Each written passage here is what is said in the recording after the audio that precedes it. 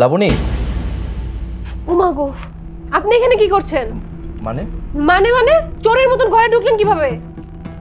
আমি তো আপনার জন্য খাবার নিয়ে এসেছিলাম, মা খাবার পাঠিয়েছিল। ও, জেনে শুনেই আপনি এসেছেন? বাড়িতে কেউ নাই, এই সুযোগে সোজা আমার ঘরে ঢুকে পড়েছেন। আমি আপনাকে বাইরে থেকে ডাকতেছিলাম, আপনি তো শুনতে পাননি, হয়তো কানে ইয়ারফোন। Shut up!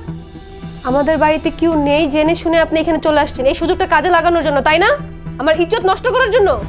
আস্তাগফিরুল্লাহ, আমার আল্লাহ সাক্ষী, আমার এমন কোনো মতলব ছিল না। আপনি ভুল বুঝতেছেন। দেখেন আমার হাতে খাবারের বাটি। বাহ, উসিলা তো ভালোই বের করেছেন।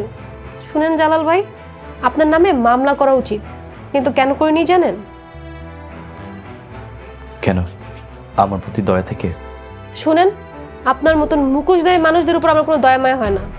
আপনার নামে মামলা করলে বাবা অনেক কষ্ট পাবে, আর বাবা তো জানে না তার ভাতিজার চরিত্র এত কুৎসিত। বেরিয়ে যান, দাঁড়ান। ভবিষ্যতে আর কোনোদিন যেন আপনাকে আমার বাড়ির ত্রিসীমানায় না দেখি। চলে যান।